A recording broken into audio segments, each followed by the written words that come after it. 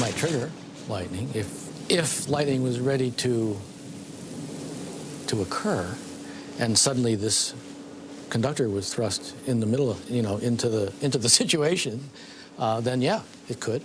If you beam this radio wave into the ionosphere and you continually charge it up, not only are you sending energy into the ionosphere, but you're providing a path for energy to come back down out of the ionosphere. In other words, they can create a massive discharge of lightning, bigger than anything we've ever seen on this planet.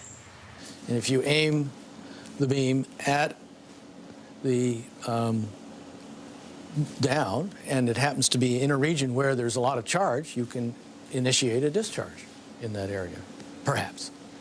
Once a solar tap is formed and the ionosphere actually discharges, the electrons and energy will come from all over the ionosphere to that one point, and it will strike the ground in a bolt that is 100 times greater than any lightning bolt imaginable.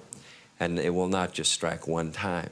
It will strike 30 to 40 times a second until there are not any longer electrons or energy to flow from the ionosphere through that tap to ground. But when it strikes the ground, it will vaporize the ground, the water, or whatever it happens to hit.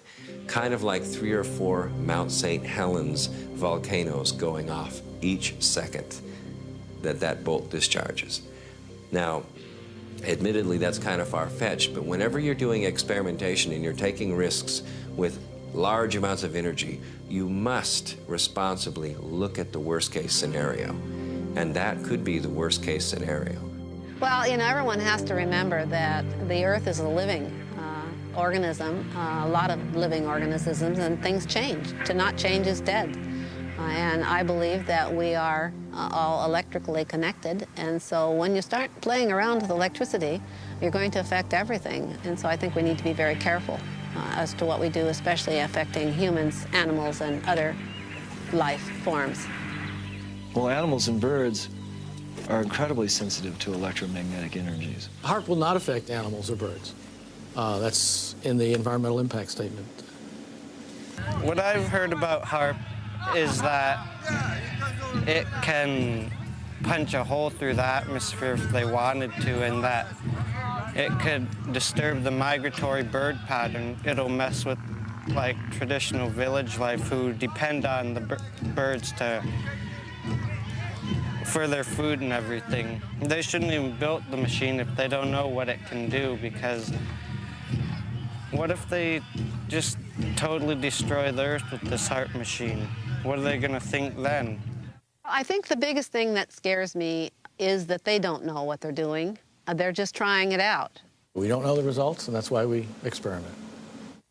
When people say they've never done this before, there's a lot of experiments that haven't been done. That doesn't mean we should get up and do them. I mean, none of us have put a gun to our head just to see what would happen either. Every scientific experiment involves surprises of that sort, and some of them very much alter what the purposes had been at the outset. I don't think it needs examples because it's such a commonplace phenomenon. That ghostly shading on the bridge walk is the only remaining evidence of what was once a man. The bomb blast consumed his body entirely, but cast his imprint on the stones where he stood to meet his fate. The bomb will not start a chain reaction in the water, converting it all to gas and letting all the ships on all the oceans drop down to the bottom. It will not blow out the bottom of the sea and let all the water run down the hole. It will not destroy gravity. I am not an atomic playboy.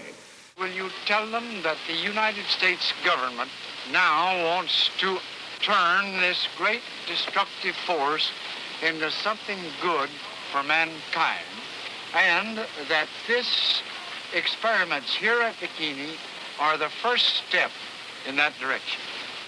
We attended at Bikini the Mike shot, which was the first fusion bomb. And the manufacturers of the bomb thought it would be about 7 megatons equivalent. of explosive power. It turned out to be 15.4 megatons of explosive power.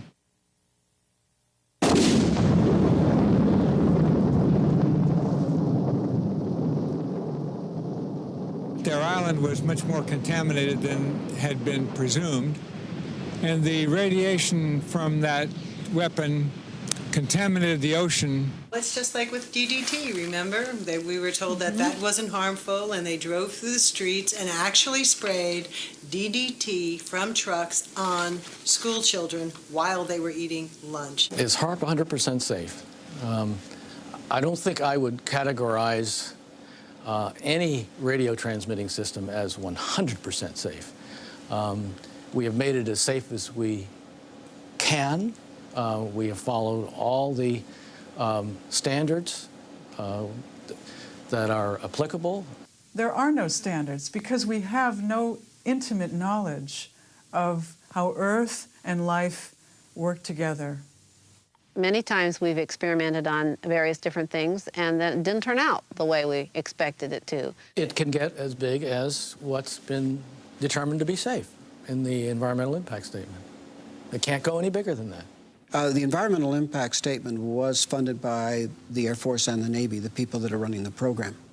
When you look at the Earth itself, you think about the Earth and how it releases energy naturally. You can look at earthquakes and what we know about them over 30 years is they're increasing in depth, frequency, and magnitude. You can look at weather patterns. And what everyone knows, at least in this country and most of the world now, is weather patterns are going through dramatic shifts that are blamed on any number of factors. And you can also look at tidal heights in the North Sea, which have been steadily rising over a 30-year period as it's been charted. All of that indicates releases of energy. And then in the midst of this natural releases of energy, we're going to inject billions of watts of power into the magnetic lines of force. What this will do, they don't really know because they've never been at these power thresholds before. Safety is the main consideration here. Aircraft safety, radio frequency safety. The environmental impact statement is the governing document, and anybody that has an environmental concern that we have not addressed in this should come to us and let us know about it. There's no independent scientific committee looking at this outside of the military. There is no physiologists or bioscientists involved in this project from the military looking at those bioeffects. We think it's a narrowly focused program in the sense that the bulk of it is military-driven. That's what's driving the budgets, and that's what's driving the program. The military research is one line of work, and I would say the medical research is another line of work, and for most part, these two groups are not talking to one another. There are a number of scientists like myself who are concerned about this, who are in fear of what HAARP could do to the planet. Not only mind control, but weather changes, possible earth changes, earthquakes, things like that. And we all need to band together. We need to contact each other over the internet. We need to lead a discussion on this, and scientists need to contact their government representatives and tell them what they feel about this. Our critics have talked about HAARP and some of the problems they perceive.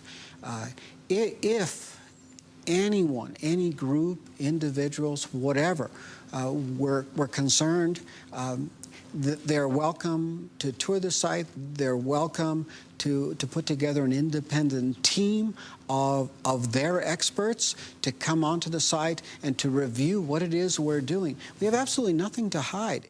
We need to bring in people from all walks of life to study the possible consequences of this technology. We don't know the effects. I don't think we should move blindly forward and just do these experiments. We were recently invited to Brussels to speak to a group of parliamentarians in an organization called Global International. And we were able to present HAARP as an issue to over 60 parliamentarians from 40 countries. And what was important is it really was the first time many of these folks had heard much about this project. But I can tell you that the international interest has been growing. The scientific community is starting to wake up to the issue. And what we're seeing is more people willing to go forward and speak out. I'm concerned that the people who understand that all life is interconnected, aren't the people that are making the decisions about these experiments on our ionosphere. What air I breathe, everybody else breathes. Water and air and the land are life. Let's do what we have to do to protect it. As living systems, we're open systems, and we can't draw the line between where our boundary stops and where the boundary of the non-living domain begins. The Earth is a living organism. It's not something that's really outside of us. It's really an intimate part of who we are. And when we destroy it, we destroy ourselves. I have always asked that, and if anybody has a problem, come and let us see what the problem is. And if it's something we haven't addressed that we should have, of course we'll address it. The problem with government and the people right now is that people don't trust the government, and they have good cause not to, because so many times over the years they've not told them the truth. Well, the planet's electrical system is not there for us to exploit for Department of Defense purposes. It's there as a part of a whole beautiful, harmonious, interconnected system that supports all life on this planet. And we don't know everything that there is to know about it. It's not up to me to determine that it is or is not a valid expenditure of taxpayers' funds. It's not my call. And if Congress gives us the funds, evidently they believe it's worthwhile. I'm told to do this, and we are doing it. Those people who are in government, they tell me a lot of times that they're just following orders. My response is, so was Heinrich Himmler.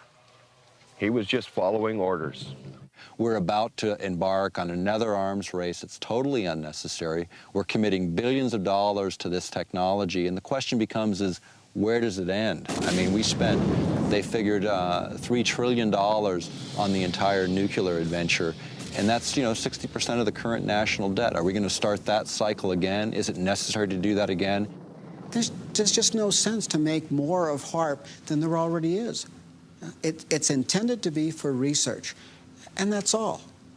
So even though HAARP is small today, every major weapons program was small at its infancy. It's just we usually don't find out about them till 50 years later. In this case, we're finding out at the beginning phase, and this is a time for people to take and pay attention and look at this technology and determine, is this really a direction we want to go, and is it really necessary right now?